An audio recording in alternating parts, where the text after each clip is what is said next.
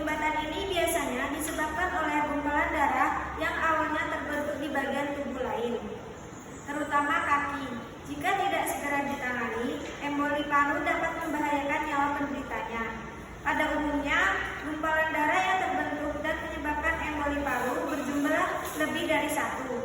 Gumpalan darah ini akan menyumbat pembuluh darah dan mengambil aliran darah ke jaringan di paru-paru sehingga menyebabkan kematian pada jaringan paru-paru.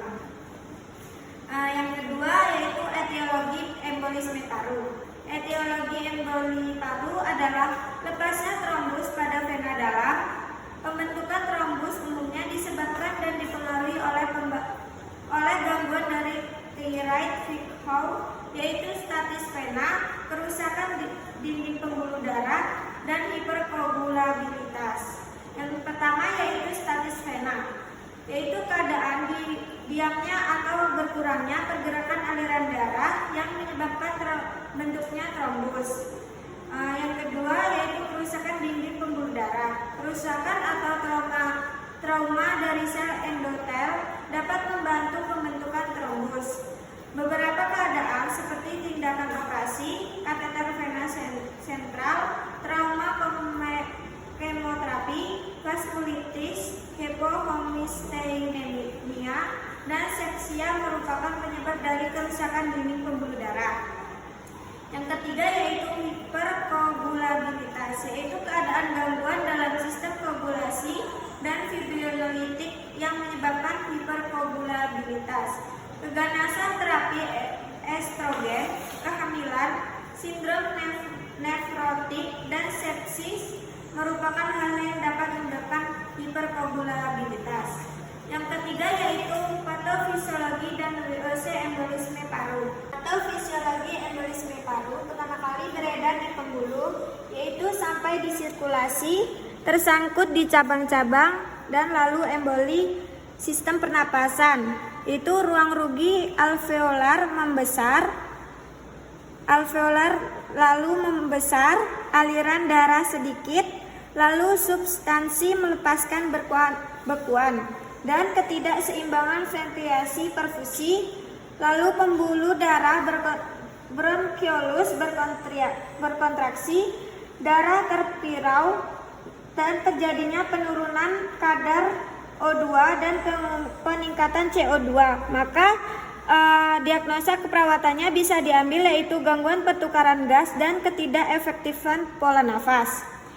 Dan embolis sistem peningkatan kerja ventrikal kanan. Lalu gagal ventrikal kanan menuju penurunan tekanan darah sistemik dan terjadilah shock. Maka masalah keperawatan yang bisa diambil yaitu resiko shock dan penurunan curah jantung. Emboli sistem oksigen menurun, hipoksia jaringan otak, lalu sakit kepala daerah frontal dan perfusi jaringan. Lalu terjadinya penurunan kesadaran. Maka masalah keperawatan yang bisa diambil yaitu resiko cedera gangguan perfusi jaringan serebral. Dan ada sistem perkemihan, yaitu oksigen menurun, perfusi urin menurun. Maka masalah keperawatan yang bisa diambil yaitu perubahan eliminasi urin. Emboli sistem obstruksi trombolik, ini hilangnya kapasitas vaskuler, lalu aliran darah meningkat menuju hipotensi dan terjadinya bradikardi. Maka masalah keperawatan yang bisa diambil yaitu penurunan curah jantung. Adapun tanda dan gejala paling khas dari emboli paru yaitu napas pendek, sakit dada. Kondisi ini dapat berlangsung dalam hitungan menit hingga jam, batuk berdahak, detak jantung cepat. Gejala lainnya termasuk mual atau muntah, pusing atau sakit kepala, tekanan darah rendah, pingsan, berkeringat, bunyi saat bernapas, tangan berkeringat, dan kulit kebiru-biruan. Yang kelima yaitu pemeriksaan embolisme paru. Yang pertama, fototoraks. Pembesaran arteri pulmonal yang semakin bertambah pada serial fototoraks adalah tanda spesifik emboli paru. Pada foto toraks, pasien dengan emboli paru dapat ditemukan gambaran normal sebanyak 14% dan dengan kelainan yaitu atelektasis 68%, efusi pleura 48%, gambaran opak basal paru 35%, elevasi diafragma 24%, pelebaran arteri pulmonar 15%. Dan yang kedua yaitu analisa gas darah. Gambaran khas berupa menurunnya kadar PO2 yang dikarenakan suntik akibat ventilasi yang berkurang. Yang ketiga, D-dimer. Plasma D-dimer merupakan hasil degradasi produk yang dihasilkan oleh proses fibrinogenesis endogen yang dilepas dalam sirkulasi saat adanya berkurang. Yang keempat yaitu EKG, yang kelima scanning ventilasi perfusi. Yang keenam yaitu penata laksanaan embolisme paru.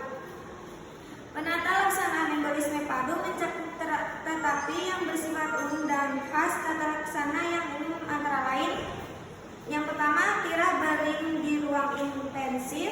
Yang kedua, pemberian oksigen 2-41 kali per menit. Pemasangan jalur intravena untuk pemberian cairan, pemantauan tekanan darah, dan adapun tata laksana khusus antara lain yaitu yang pertama trombolit, yang kedua ventilator mekanik diperlukan pada emboli paru masif, yang ketiga antiinflamasi non-steroid bila tidak ada komplikasi pendarahan. Adapun komplikasi embolisme paru yaitu gagal napas, gagal jantung kanan akut, hipotesis, asma bronkial, efusi pleura, anemia emfisema paru, hipertensi pulmonar. Adapun diagnosa keperawatan embolisme yang dapat diambil yaitu pola nafas tidak efektif berhubungan dengan penurunan kemampuan paru, nyeri dada berhubungan dengan infrak paru, gangguan pertukaran gas berhubungan dengan ketidakseimbangan ventilasi dan perfusi, resiko gagal jantung kanan berhubungan dengan peningkatan ventrikal kanan, intoleransi aktif berhubungan dengan penurunan suplai oksigen dalam jaringan.